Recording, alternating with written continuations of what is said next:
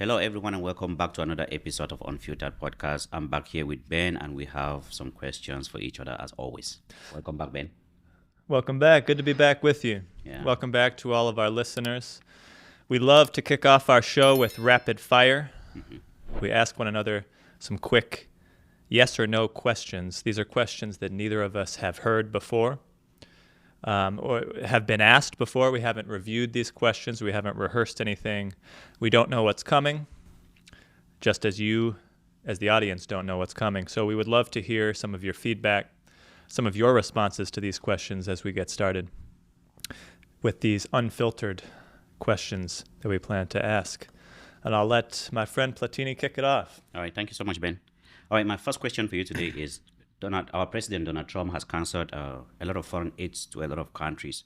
But my question is focusing on Africa. He canceled most of the aid packages that America support Africa with. Do you think this is good for the American people? No. Okay. Are billionaires good for business? Yes. The CEO of Robotics, I think his name is Andrew. I think it's Andrew. Yeah, I can't remember his last name. He's working right now on a robot prototype that could probably become a life companion to someone. Do you think this is good for the society? A life companion. Yes. Yikes. I'm gonna say maybe. Maybe. Okay. Which is a breach of our rules. So I'll say no, maybe. No, maybe. It's okay. I'll take that. Do you approve of cop killers? No. Glad to hear that. All right. I think before we dive into this, there was a question you asked me in the previous episode about. Yes, we did have a previous unanswered question from yeah. a previous episode. I believe I asked, do you support a woman's right for a late-term abortion? Yes, and I think my answer to that was no. Do you want us to start with that, or do you want us to serve that for later? Let's start with that, sure. All right. Okay, I answered no to this question. And again, for the audience, this is one of those things that for me is more of a cultural/religious thing more than it is about policies, if you get what I'm trying to get to. So I was raised super Catholic. And in my religion, it is a sin to terminate any form of pregnancy. And I grew up in a very cultural tribe in Africa. All tribes in Africa already are cultural anyways, but yeah, my tribe, we really stick to our values, and it's a taboo. It's sacrilege. It's something we don't even mention. You don't say that, because we believe that life is not yours to give. It should never be yours to take. Even though you probably participated in an act and you conceive this child, you're still not allowed to eliminate any form of life like that. It is not yours to take. And that's the same. This also aligns with my religion. So for me, that is why I will always be pro-life over pro-choice. And I will always side with the government on pro-life. However, I am not an idiot. I also know that there are situations where it can be a medical condition where they have to terminate that pregnancy for the mom in question to be able to survive maybe a medical condition. And I've also seen how children that are raised in homes that didn't even want them to begin with, how they turn out to be. And I'm not really proud of that. And our society today, the foster system doesn't really help out with that much, because they don't really care about these children. Sure. So it is it's a very conflicting topic for me, because I see these children and I don't want someone that doesn't want children to be able to have kids. I don't want that. So if you were to conceive out of your recklessness, you should probably be able to terminate that, because these children will grow up without love. And we see how when kids grow up without love, how they turn out. But I still have my religious and morals to go with. Yeah. So we can start there, right? I asked the specific question of late-term abortion. And so the case in which a late term, meaning, it could be third trimester of the pregnancy, this means that this mother has been carrying this child knowingly, has been planning to have this child, has been preparing for family, preparing to give birth to this child and to raise this child.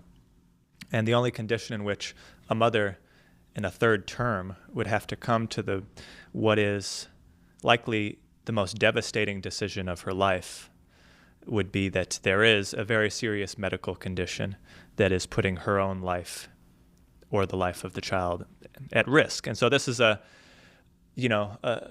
of probably the hardest, most difficult decisions a mother can possibly make with the advice of their medical professional. And so the importance of this question is that doctors know when that's the case. That's a decision that, sensibly should be made between a mother and a medical professional who knows what the issue could be if she does not terminate that pregnancy. And so this is the reason for, obviously, folks, a lot of outrage at the government then stepping in and trying to override a medical professional's scientific expertise to say, no, because of how we feel religiously or for some other reason, you will be forced to put your own life in danger to have this child. And so I want to make that clear for the listeners. If it is a late-term abortion, that's the reason for it, is that it's been determined that this is it's unsafe to have this child. So that's point number one, right? Is that, I asked specifically about late term because a lot of people, as you brought up, believe life begins at an early stage. Mm-hmm. And you specifically used the term pro-life, I believe. So, which is, right, we could debate endlessly the science of that, right, of when a life truly begins. What we know for certain is that you become a human when you're born. That's what's going to be on your gravestone, right? Is the day you were born until the day you die. They don't put on your gravestone the day you were conceived. That might get a little tricky. Yeah, so, that's the scientific part of it. But so that's science. Yeah. And I would just add, politically speaking, because you mentioned those in the political realm who are pro-life, mm-hmm. right? It's unfortunate that they are willing to call themselves pro-life, yet once that child enters the world and becomes a person, they no longer care about that child's life, right? The people who describe themselves in the political realm as pro-life are the same ones who want to cut funding for education for these children. They're the same ones who want to cut funding for programs that help children in need who don't have enough for food. And they're the same people who don't want to protect these children from the dangers of gun violence. And so I can't, in good conscience, allow these people to call themselves pro-life when that's not what they are. They're pro-birth, and they're anti-choice. And so I want to make this point for the listeners because, again, late-term abortions, it's a devastating life decision that has to be made, but it's made at the advice of a medical professional. Yeah, this is one of those rare cases that I will have to agree with you because at the end of the day, I look at the foster system in America. It's very broken. Mm-hmm. So we can't call ourselves pro-life when we are not willing to put the policies in place to support these children that we insist that these parents should have. Mm-hmm. They are not ready to, or against medical advice. However, right. As a politician, you're not a scientist. You're not the doctor. So we should be able to draw that line to when we must follow their medical advice. Sure. Yeah, for these parents. That's why I stated when I said I am saying I'm pro-life for the most part based on my religious values. Because in my religious values, life doesn't begin when you give birth. It mm-hmm. begins when you conceive. That's a life you're carrying. That's how we consider it in Catholic. Sure. And even in my culture, life doesn't begin when you give birth. Immediately you get pregnant, we address you as mama of two, because we automatically assume that you are now two people in one. That's how we treat every pregnant woman. So yeah, so that's why I said for me it was more of a cultural thing. Sure, it's drifting towards my morals and my ethics. But then again, you raise a very valuable point that we cannot ignore, which is when we make these women have these children, and we're not willing to give the funding that these people need to support these kids until they become adults, responsible adults of the society, we are not doing anyone a favor. That's a very valid point. We can't scream pro-life, pro-life, pro-life, and we don't have programs in place to make sure that people that did not want to have these children to begin with, when they do have them, we can be able to support them. It's very dangerous. It's chaotic if we do that. So Yes. I agree with you. I'm not denying that part. We have, if we're gonna be pro-life, we have to start from when they conceive to when the child becomes independent. Right. And religion, as you mentioned, plays the biggest role in why certain groups do identify as pro-life. And so completely respect that 100%. We all have our personal, spiritual, religious beliefs. I myself was brought up in the Christian faith. But as we've also discussed on this show, faith should not play a role in policy. It's the Constitution of the United States that there is a separation of church and state, is what they call it. And that means that our religions do not guide how we govern the state. And there's freedom of religion. Everyone can practice their own independent religions outside of that, but that shouldn't influence how we conduct policy. And so to your point, science needs to inform policy decisions. And oftentimes what we see with those sort of on the political far right who often do guide their political views based on their religion over that science. And so that of course affects this particular issue of abortion, but it also affects education. It affects a wide range of things. They don't want, in some cases, in extreme cases in the South, they don't want children to learn evolution, for example, because they believe that somehow goes against their Christian faith. And so, again, I would just conclude by saying, if you, for those who claim to be pro-life, support the lives of these children who need it. And that means, allow for them to have a proper education. Allow for their safety while they're having that education. Allow for them to have access to clean water and meals. That's Absolutely, what pro-life absolutely. is. I agree with you. Like I said, this is one of those cases that I would have to agree with you. But here's the thing: when you say we have to separate religion from policies, right? I hear a lot of people make this argument, but my only concern about this argument is it's not that I'm saying that should not be the case. It's just it is very unrealistic because religion shapes our morals and our ethics. That's how we grow up. It practically shapes our personalities. There is nobody that would ever make a political decision without referring to their own ethics. Those are the fundamentals of people. And you are someone from a psychological background, you know exactly what I'm talking about. When you grow up in a Catholic home, in a Catholic society, with a culture that tells you this is bad from the get-go, it shapes who you are. Your very being is being controlled by that. If you get a political position, there's no way you can just automatically overlook things like that. Of course not.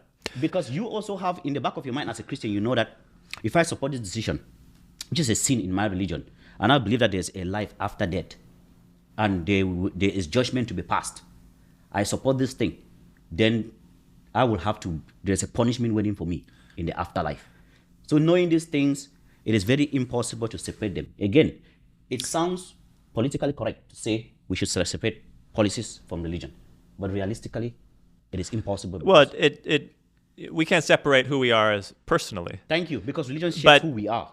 But our morals and ethics can come from various places. Yeah. A Muslim member of Congress has their set of morals as well that guide them in their decisions. That doesn't mean that they can't govern for non-Muslim people, right? But those that tend to call themselves pro-choice do believe that we should be governed by Christian values. That's the difference, right? Is you can have your personal values and those inform who you are and your moral and ethical opinions, but you should not. There is a line that has to be drawn that you don't force those on the rest of the people that you're representing. You might be a Christian. Not everybody in your district is Christian, right? So you're also representing those people as a politician. So you have to be able to find that gray area. Well, I don't think it's a gray area. I think, yes, we all grow up with certain values, and those inform our morals and our ethics. But it's a very clear thing that we have to draw a line at, this is based on my Christian faith, and it shouldn't inform how I am voting on policy, right? And so yes, That's why I Christianity can build us morals, but so can Islam, so can Judaism. That's what I said. When it comes to religious people, right? It is very impossible for them to be able to do what you're saying, because we believe in a judgment and in a punishment. As a Catholic Christian, I'm sorry, I would never make any policy that would directly go against my faith, knowing that there's a judgment waiting for me. I will not do that. I'm sorry, I cannot. There is nothing on earth that is worth that much of a sacrifice for me, for my soul. Now, if you do not believe in any religion, I'm sorry that I'm not able to meet up to your expectations when it comes to that angle. I would just never do it. And I believe that's the same thing with a lot of Muslims. They are too true to the Quran. They are true to their religion. So when it comes to things like pro-life, that's why you see most of them are pro-life. Because even in their Quran, it is haram for abortion. And they stand on that. Nobody questions that, because it's like the society is already programmed to understand that if this person is a Muslim, they will stand on their Quran first before anything.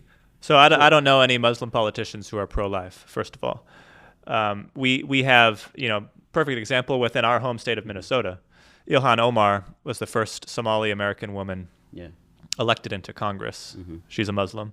She's actually one of the most progressive members of Congress. Any Muslim watching this, do us a favor and let us know in the comment section if you're pro-life or pro-choice. I'm telling you this because I grew up in a society where we have a lot of Muslims. We didn't grow up where you get to see Muslims.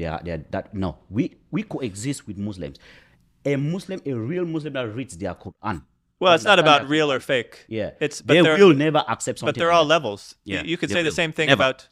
No, you could say the same thing about Christianity. No, Christians they're laid back. No, I mean, things. But that goes with any religion, right? There are very conservative versions versus more progressive versions. That's the same religion thing. Is religion. We have one, there's a holy book. There's no way you can revise that holy book. That's one thing I always tell people.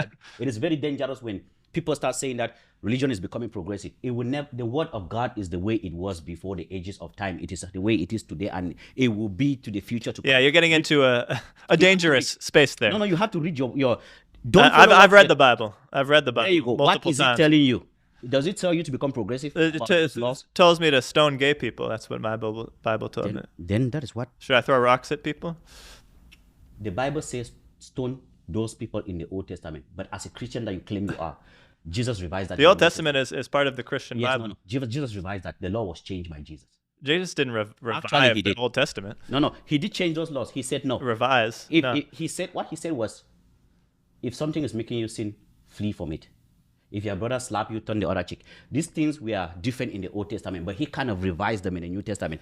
Christian means what? Christ follower. As a Christ follower, go with the teachings of Jesus first, before anything. That's it. You cannot be a Christian, you don't go with the teachings of Jesus. Christian, the definition of a Christian is Christ follower.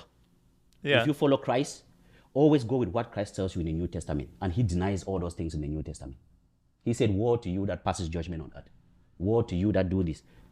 Do not pass judgment on earth so that you're that doesn't, I mean, him making one statement doesn't erase the entire Old Testament. That is a part of the Christian Bible. No, it fixes it. It fixes the problem of the laws of Moses.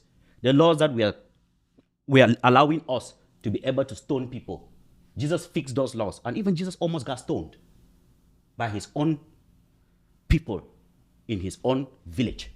They almost stoned him when he preached in the synagogue and he was talking about the Messiah. They didn't believe he was the Messiah. They wanted to stone him.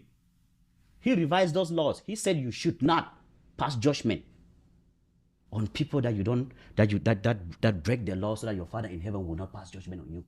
We know these things. When you read your Bible from Genesis to Revelation, you will know these things. Yeah. He sounds pretty liberal. Sounds like someone who would not impose his own views onto other people if he were in Congress, for example. Jesus will never do that. He will never impose. Bingo. He will never impose. He will tell you that this is wrong, but he will never impose it on you. You know why? Because man has free will. You should choose to do whatever it is you want. What did I say here at the beginning of this question? I said, for me, it is a moral, it is a religious and a cultural thing for me. If you want to go have an abortion, I would Yeah. understand. So if no, that's the entire point of the question, right? If you're in government, then it's not about you anymore. Actually, I will not co-sign it because now I know personally, as I co-sign it, I've sinned. I don't want to sin. That's the point I was trying to get to. So it is one of those things that, please, do not involve me in. That's just one of those things. Yeah. So I mean, that's where we have an issue, right? Is that if you're running for office in order to create policy for the entire country, you're not there for yourself. Absolutely, right? I agree with you on this, Ben. You're there representing the public, and if you're unable to do so in a fair and honest way, then you're in the wrong place.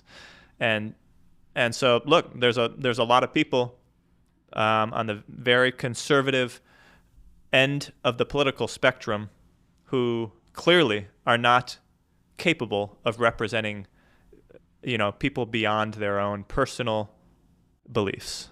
And that's a danger to the country. Someone that is from a psychological background, do you think man is capable of putting their own personal beliefs that shapes their very personality aside when they are making a major decision? Do you think we are for the sake of a population? Absolutely. That's what great leaders do. And then if you're in your subconscious and consciousness right now, if you knew that there was a punishment waiting for you if you were to participate in this decision, a punishment that would destroy your very soul and condemn it forever, will you still proceed with it? The sacrifice is too great that you're asking these people to make.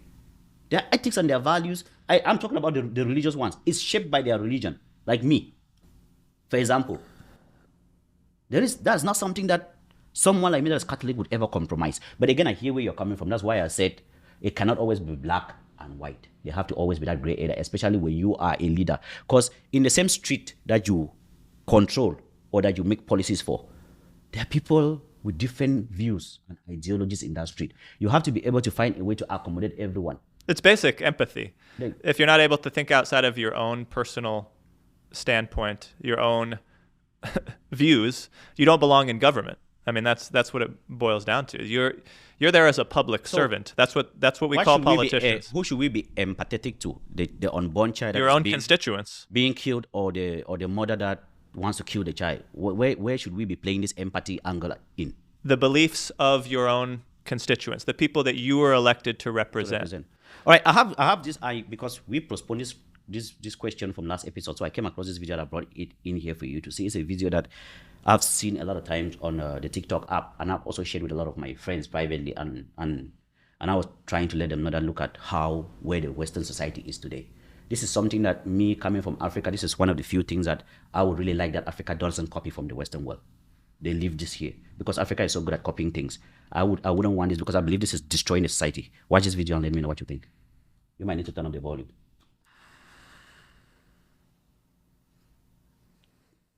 I love killing babies. I love it. Jesus will.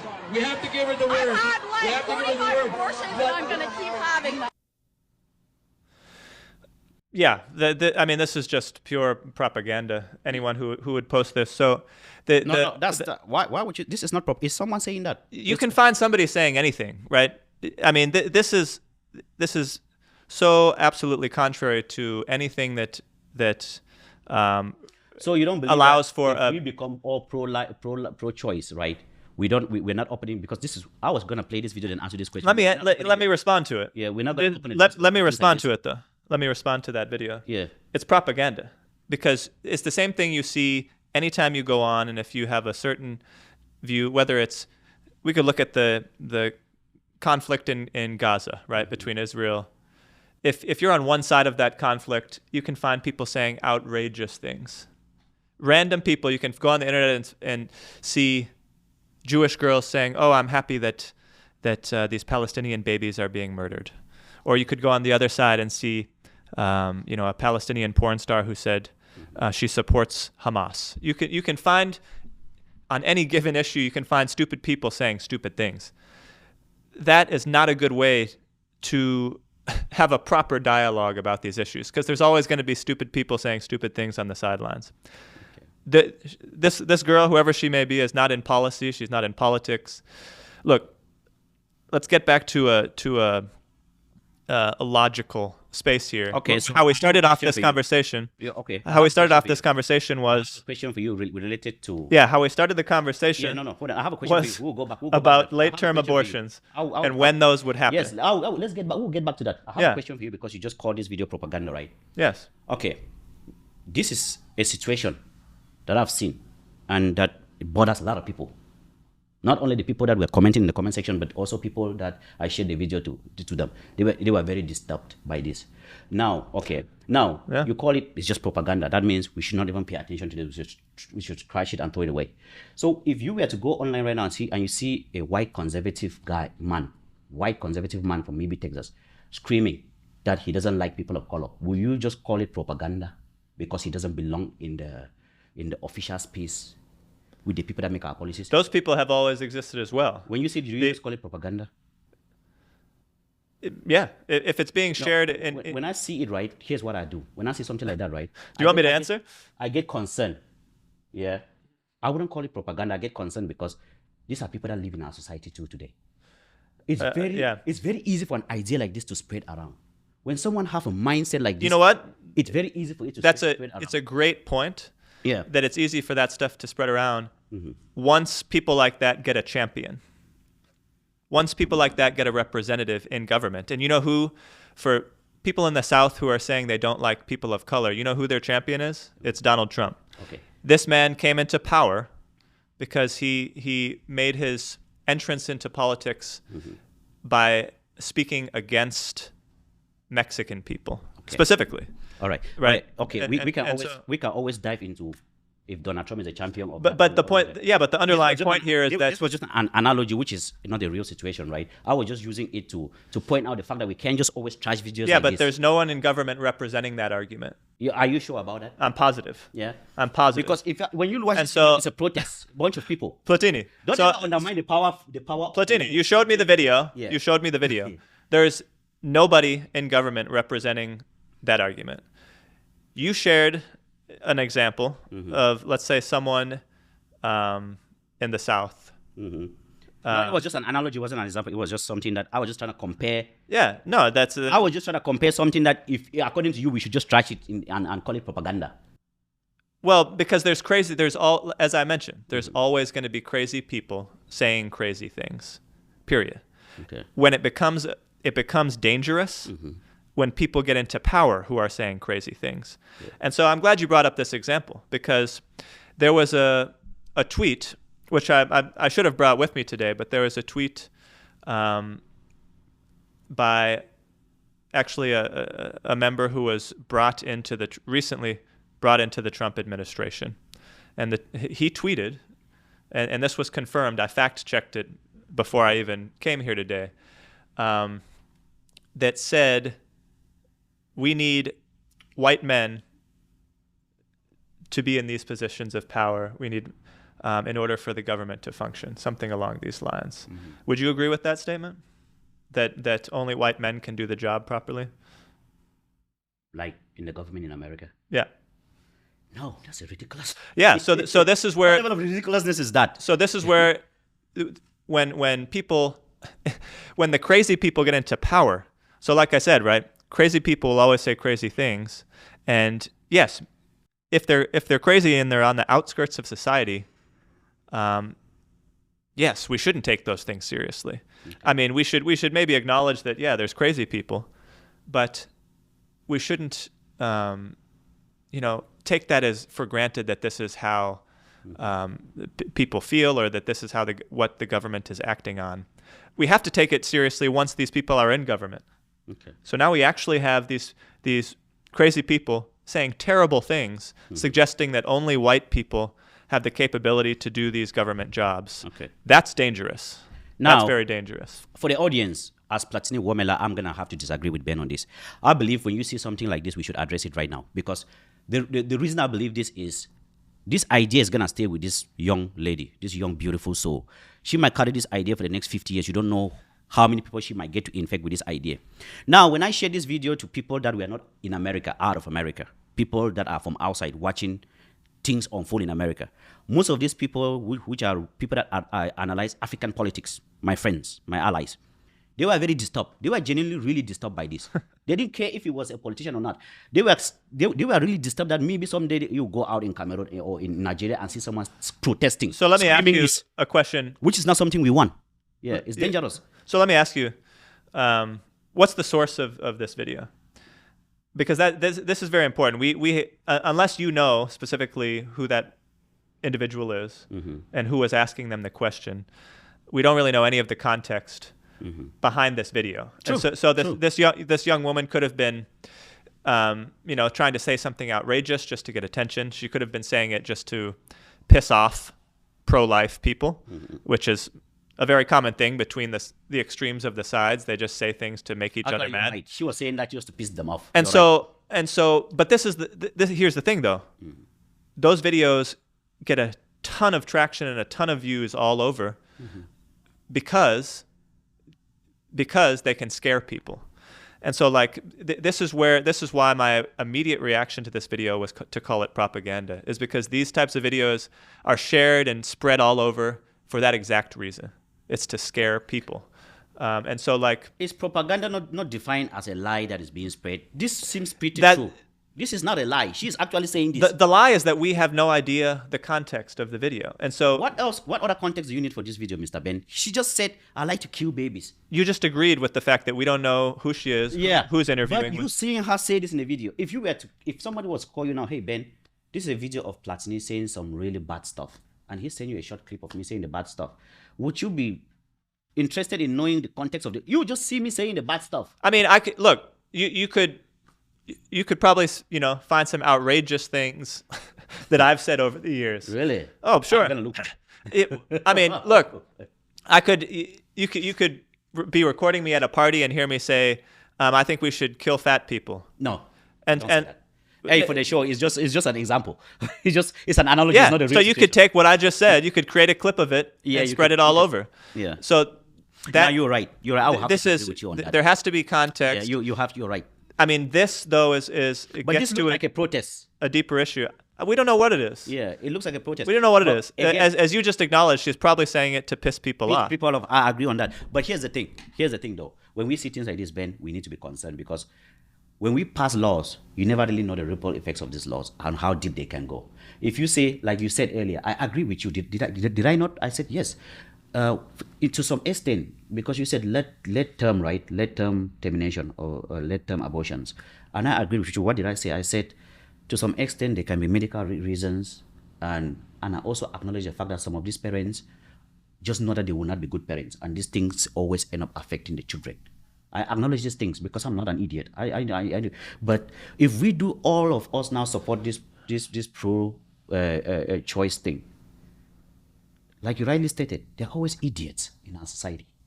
These people can take this too far, ripping babies out of their womb here and there. And this idea can spread around. And for someone that is hoping to one day have maybe beautiful children here in America, and I might end up having daughters, when I see a video like this, it genuinely scares me. I'm sorry, but it scares me that maybe my daughter might have a friend like this or someone like this sit beside them. Yeah. So, I mean, a couple of points to this. One is that when abortion ends up being outlawed, it doesn't prevent people from doing it.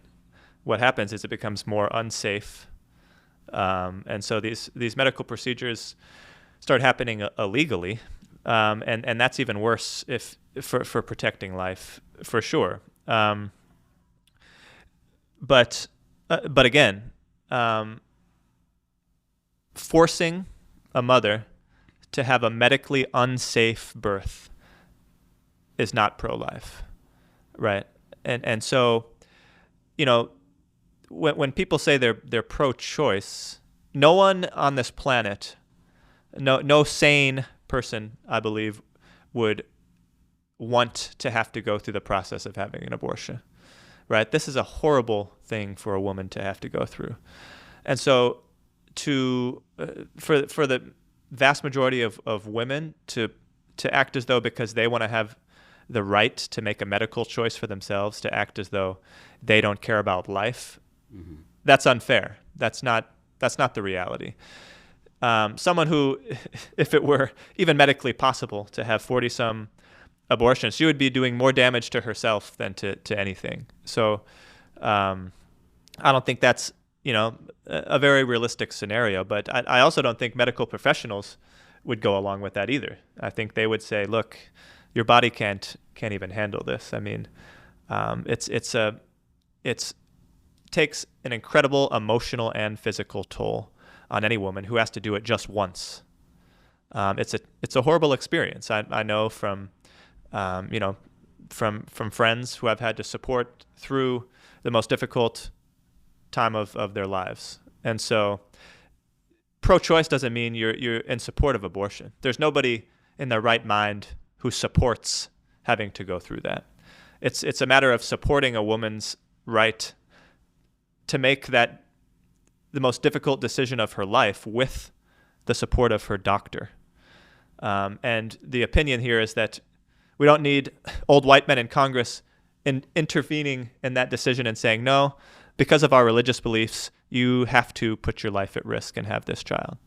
And so there's a misconception about pro-life versus pro-choice. And the misconception, I believe, as I've shared here today, is that those people actually care about life. They don't. They don't care what happens to that child. They're making that judgment based on, as you stated, certain religious beliefs, what's written in their religious text. And Yeah, so, and then like I stated here again, like you said, we don't need these old white men making decisions based on their religion. You will never be able to split those two. It's never going to happen. You're not going to be able to split it with me, and you're not going to be able to split it with them. And that's the same belief I'm going to pass to my children. You're not going to be able to split with the next generation. Well, and the reason for that is because that is my being. My being is my religion and my custom. That's who I am. That's all I am. That's all I can be. So when you say these things like we don't need these people making decisions, it doesn't really, because it's not realistic. I think it's absolutely realistic to suggest that you can support a policy that supports medical science. Okay. That doesn't have to interfere with your religion. You can have a personal belief that, yes, abortion is wrong. Mm-hmm. That doesn't mean you have to believe that you need to change policy in order to interrupt a doctor's procedure, Okay. right? I think it's an easy line to draw to separate. It is not easy those when things. you're thinking about a punishment after life. That's what I've brought up here. People that think about a punishment after life, it is not easy. You're asking them to sacrifice their chance to get into their paradise that they believe in over a policy that you want them to sign. You get it? You're asking them to go over their very being, go against their very being. No, Yeah. I'm not asking anyone to do that. I'm asking people who represent the old white men in Congress. They're not the ones having to make It's the not only choice. them. I'm not an old white guy in Congress. And you asked me the question, and I said, one thing I will never do is co-sign this. I don't care how many years it takes, how many convincing people try. It's just my culture and my religion. But again, like I stated, there are medical conditions. Yeah, And but you're not making that ruling for yourself, Yeah. right? As I think as you stated, right? Mm-hmm. These people in government are not scientists. No, they're And not. you could go on any number of issues to say, look, you should be listening to people who have spent their entire careers studying this particular thing. Yeah. It's the job of our government officials to listen to experts. Mm-hmm. That is their job, because they're not qualified to tell us the science behind climate change or other issues as well. And I also like the point you made here. You made this point that even if we cancel abortion by choice with the law, people are just going to go do it illegally. I like that point. Because if we do truly cancel it, that's why I said it's a very complicated, it's a very conflicting idea earlier on when you asked this question. Because if we do cancel it, people are still going to do it anyways. But now they're going to do it not safer on their own. And by doing that, we're going to put a lot of lives at risk. So yeah, it is a very complicated situation. And again, my only reason I gave you this answer today, Ben, is because of my religion and my culture, actually. That's all. It's just one of those things that you asked me on previous episodes if I could officiate a gay wedding. For me, it was just a religious and cultural thing. Same with this. Yeah. Yeah. It's a personal It's a personal. belief. Thank you so We much. all hold our personal beliefs. All right. So my question for you in the fire round was Donald Trump, our president, have canceled aid to African countries together with a lot of other countries, but my focus was on African countries. If you think this was good for the American people, and you said no. No, suffering of people is never good for anybody. The U.S. has been largely responsible, along with the United Nations and other countries, for supporting the lives of. You want to talk about pro-life? I mean, people all across the globe are suffering and do not have the basic resources that we all take for granted, right? Yeah. We have access to clean water every single day. We have access to food, to resources, to clean cities, to roads, medical attention. We have access to all of that. There's vast amounts of people across the globe who do not. And whether you're Christian, whatever your morals, ethics may be, I think we can agree there's responsibility of those who have privilege to help those who do not. And in large part because Western countries can't deny responsibility for some of the suffering that goes on in some of these African countries, because these African countries were colonized, ravaged for their resources, and then in many cases left to fend on their own. And so Trump and his administration likely don't even know what they're doing, because their reason for canceling the USAID is because they're making their goal is to try to show the public that Trump is somehow following through on some of his campaign promises and making major cuts across the board. The USAID department is tiny compared to a lot of other departments where Trump could have started if he was real about wanting to make cuts to the government. And so by all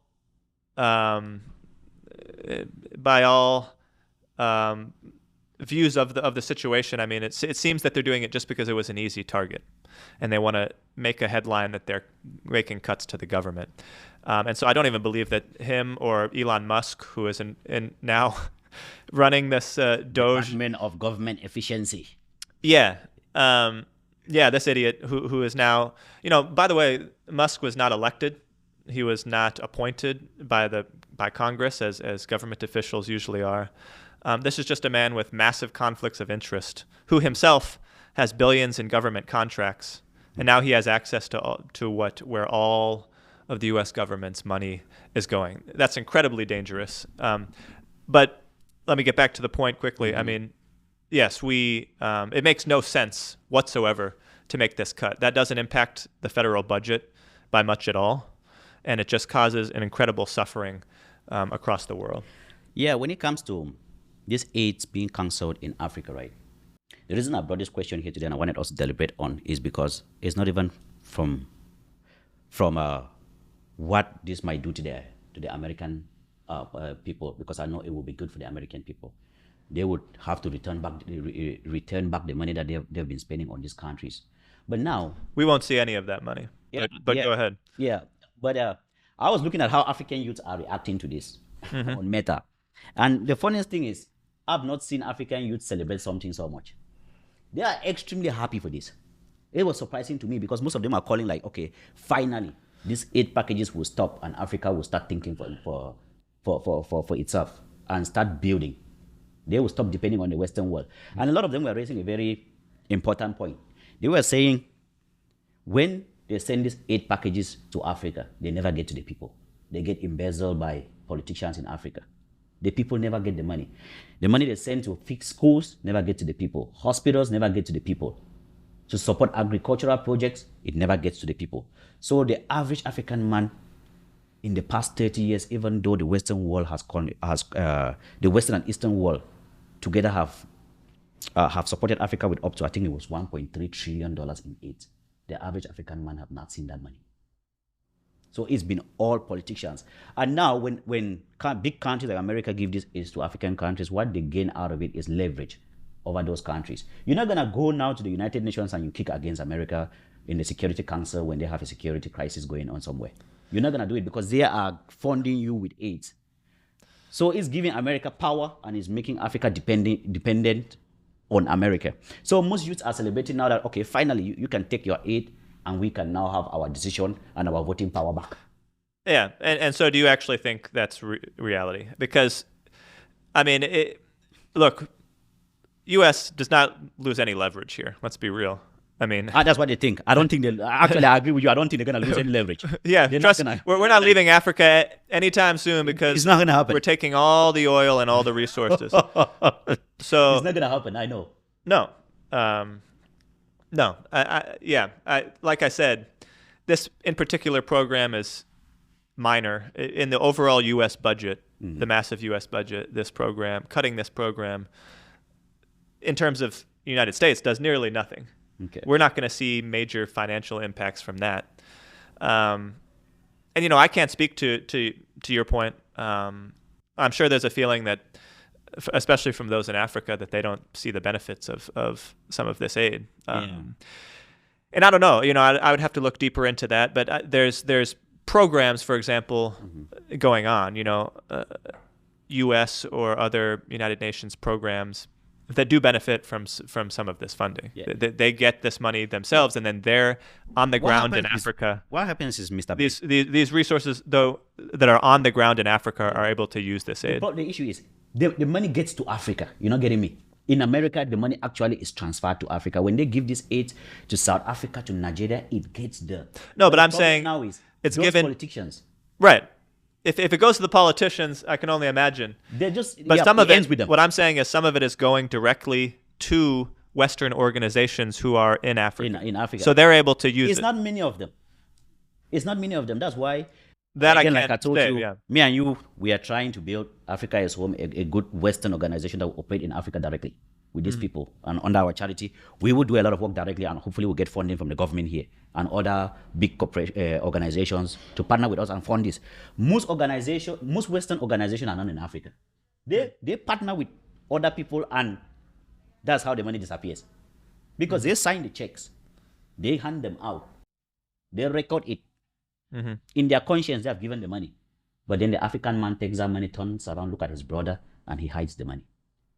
So if you want to help Africa, you have to go down there, manually do the work yourself. Even the Western organizations you think are operating directly in Africa, they are not. They're still going there and they're still reaching out to second and third party organizations to do the work for them. And because of that, the money disappears in the road. So that's what happens. The average African man never sees that. You hear an organization here have supported an African country with maybe 50 tractors to help boost their agricultural projects. But you know, maybe the entire community will receive 2 or 1, even though they send 50. Well, unfortunately, what's also going to happen, though, is that these organizations aren't going to be funded.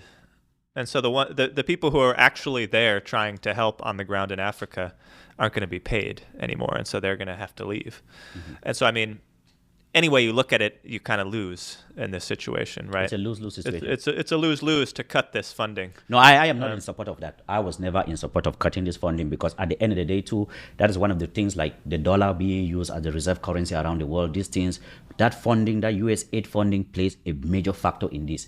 However, this department, you said, Department of Government Efficiency, that is actually investigating in these things and cutting these fundings back, it is a very necessary department in America right now.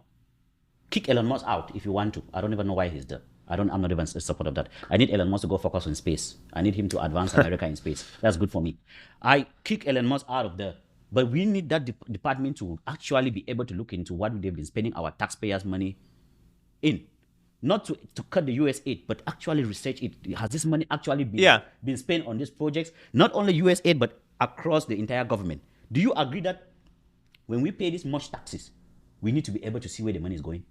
Yeah. So look, this DOGE, Department of Government Efficiency, is kind of like a marketing scheme, right? Because it's not as if politicians haven't been saying, all along, we need to review how this money is being spent. Okay. Right. So there have always been people arguing that we need more strict budget guidelines and to understand how the money is being spent, all of this. It is super essential to understand how dangerous it is to have someone like Elon Musk, first of all, leading this, but in the government at all. Like I said, he's not an elected person. He has zero experience in any government capacity. And I agree. Any policy. Absolutely. But worst of all, as I said, it's a massive conflict of interest because Elon Musk gets billions from government contracts. He has billions in defense contracts from the Pentagon, meaning, his companies are getting billions of dollars from the U.S. government already. So to give him access and to determine where money should be going, that's a massive conflict of interest. Yeah, it's a conflict of interest. He could abuse this to the level of trying to destroy any of his business rivals. I mean, because there are a lot of companies working with the U.S. government, right? And so having this nutty billionaire in there, and he's clearly not mentally stable, as we've seen in recent weeks. Just stop saying that. Elon Musk is probably the smartest man alive. Everything he has done with his life is incredible. But yeah, let's talk about that for a second, because I know that this leads into another question that we have, and we might not have time to get to it. But no, we'll get to that question in the second episode of the day. This man, and I want to address this because this man gets credit for being quote unquote genius. Mm-hmm. Elon Musk's success, as we've talked about on this program before, comes firstly coming from a lot of privilege. But mm-hmm. I mean, that level of success, it's not because he's a creative guy, right? You don't become the richest man in the world just because you're creative. You get there by stealing people's ideas and being clever and evil enough to monetize them and monopolize things to a level of becoming a literal multi-billionaire. And so is he a genius? We could debate on that. I mean, I would say an evil genius. No, I've never said. I don't know. I don't know his IQ. I've never seen him perform something that made me think that in paper we should be considering him a genius. But he's not an idiot either. Here's the reason why I think he's not an idiot. Well, yeah. You're never gonna get to that level. Even if you're stealing, you're not gonna get to that level if you're not smart about the way you move. It's just one. Sure. Yeah, that's how it works. Because before you get to that level, you get a lot of enemies, a lot of people trying to bring you down. You have to be one extremely charismatic, agile, and smart man. Well, you have to be absolutely cutthroat. Absolutely. And not only that, you have to be someone that's extremely charming and agile and flexible. These are the qualities of a CEO. Why do you think companies pay CEOs that much? They don't pay CEOs that much because they have the smartest ideas. It is a lot of engineers working for Elon Musk. So all his research is being done by different people. But the fact that he is the man that can carry that level of charisma, command that level of leadership, that's why I would have maybe in the past agreed with you. I definitely don't think charisma plays into... it plays. It plays, my friend. I mean, if we look at the examples of all the most powerful men in this day and age, they're some of the most creepy, awkward. I mean, you look at Zuckerberg, just a fucking weirdo. I mean, and then you're looking at him. Where are you looking at him? Off social media, right? Here's the thing. No, I'm looking at. I watched his biopic. Okay, I hear you. Okay, here's the thing. You right here, you sit here, right? But the bottom line is though that they captured ideas that. No, I didn't say these people don't step on people to get to that level. It's practically impossible. You have to step on people. Yeah, but that doesn't take charisma. That takes. But still, you need a lot of charisma to be able to pull that. Here's the thing: these people are the people that walk into a party with a tuxedo. They grab a glass of whiskey. They charm the entire room. Trust me. Well, now they can. Anybody with billions of dollars can do that. Before you get to that level, you need to be that person. Ben, you're not gonna make it cross $10 million, right? If you cannot walk into a room and convince everybody there to do what you want. That's one of the most powerful tools a billionaire has that regular people fail not to understand. If you sit right here and you can walk into a room, pitch a business idea, and get 15 people to stop talking and listen to you, that's a lot of cards. That's incredible aura. You will excel. Well, that's not how these guys came about, though. I mean, we could dive deeper into their to their personal But I mean, stories and all. average billionaire behavior. That's the average billionaire behavior. The average billionaire behavior is if he opens his mouth and you listen to him say hello to you, he will get you to do whatever he wants. There are people that are just ordained by God like that. That's how I like to think it. If these people start talking and you start listening, you will do what they want. They're just powerful like that. They carry so much aura in their communication. Yeah, I've never, You've never seen a man talk and you just want to sit there and listen to them talk all day? That's not what I was going to say. What I was going to say, and maybe some of the listeners might disagree with me on this. Yeah. I've never seen an ounce of charisma come out of Elon Musk or Mark Zuckerberg. I think these guys are like robots. What's wrong with you, Ben? And People call look, Mark a lizard. They say he's a reptile. I'm sorry, Mark. I'm sorry, Mark. I'm just saying what I see. People say. Yeah, charisma. I honestly cannot say has much to do with it in their case. I mean, look, and they've. But the smart thing about them though is that like you could, I know from reading it, like Mark Zuckerberg's backstory, he was smart enough. He knew he was a creep, and so he was smart enough at least to surround himself with very charismatic people. I can't remember the guy's name, the guy who created Napster, for example. Yeah, and even the Facebook idea, I heard he stole it from some. Well, he stole that from some guys at Harvard. Like twin? Was it twin? The two twins who were very wealthy in their own right, but he stole their idea. But then the way he successfully marketed and monetized it was he, like I said, surrounded himself with really charismatic people. One of those being, I can't think of the guy's name who created Napster. But I remember Napster. Napster. This guy who created it, he eventually, Napster got shut down because it was an illegal business model. But I mean, this guy was brilliant, obviously, and he was brilliant to the point where he saw Facebook before it was actually a thing. He saw someone using it like it was a small, like university-focused thing that Zuckerberg had sort of launched. Nobody knew what it was yet, and this guy saw it and was like, "Oh, this could make me a billionaire." Yeah, it could and so he still profits off of Facebook to this day. This guy, the Napster guy. But anyway, yes, Mark and Elon. Man, I have a question for you. I know we are already off topic here, but I have a question for you because this is an incredible conversation anyways. Do you think if you're not blessed, even you have the best idea, you can be able to get it out of your basement? There are so many people out here with bright ideas and they can't get it out of their apartment. No, yeah. No, absolutely. Because they are not just blessed with that power to command anything. You get it? I want to give you an assignment, and I'm going to call you on our next episode in 2 weeks to get the feedback from this. I need you to convince people to just sit down for 30 minutes and listen to you pitch any idea to them and see how hard it is. Yeah. Yeah. So this famous CEO in China, Jack Ma, he said in one of his viral videos, he said he is not the engineer in Alibaba. Of course. He does nothing, but that his superpower is to bring these people together and have them together work. That's most people cannot do it. I agree with that point. That there are people who are incredible at being leaders, and so they know how to get the right people together. And look, there's endless examples of that in the tech world and elsewhere. The guy who you're a leader yourself. You're in tech, right? The guy you put people together and they work with you. Project management, yeah. Is there everybody that can do that on a small scale? No, absolutely not. There's endless examples of that. Like I said, like the guy who created Uber wasn't even his idea, but he took his friend's idea and blew it up and became the CEO.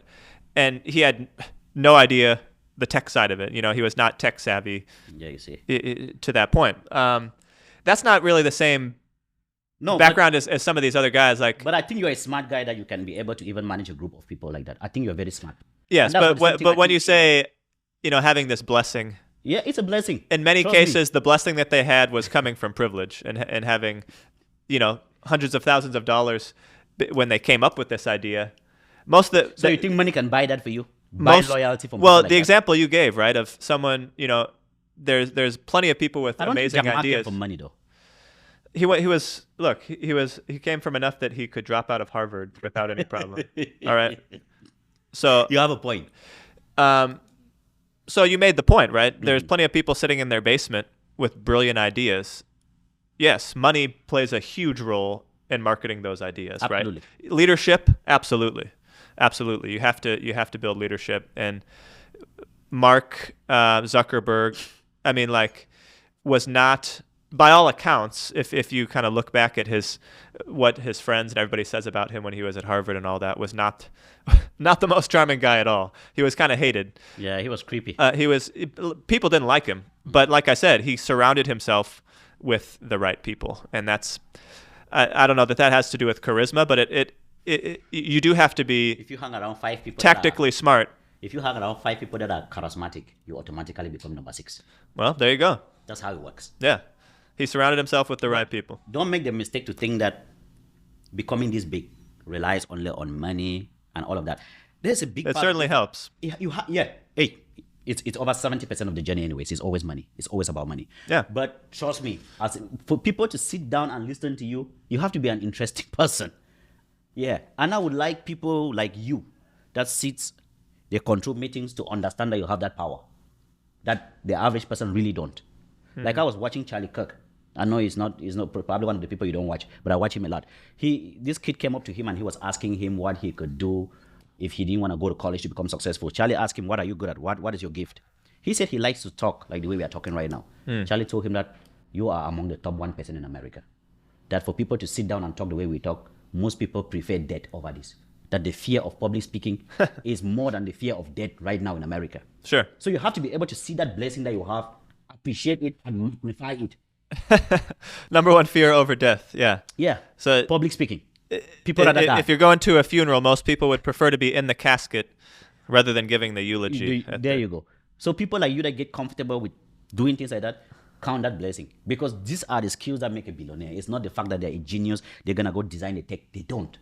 They're just the people that will knock the door, take the most business risk, take the highest risk. We've seen Elon Musk do this over and over, take the worst risk ever and come out on top. People love that guy. That's why people work for him. People that work for him, they're the one that... Well, now that, it depends. I mean, like, once you're a billionaire, it's not as much of a risk, right? I mean, you can throw money around and make crazy decisions like he did with Twitter. 40 billion is not a risk. Hey man, that's a risk. Well, he that's the GDP of a small African country. That's the GDP of Cameroon. Well, he wasn't throwing it away though. I mean, he was in. It was a massive investment, and I mean, if he hadn't had, once again, a lot of the right people around him, he could have maybe destroyed that investment. But yeah, good discussion. Yeah, we went very off topic. We went off topic. So we will continue with this discussion in the coming episode. Yeah. Please share us your thoughts. We had some intense debate in this episode on some very important and very personal and sensitive issues to people. So we really would like to know what our listeners are feeling and your reactions to this. So thanks for joining us. Thank you guys so much.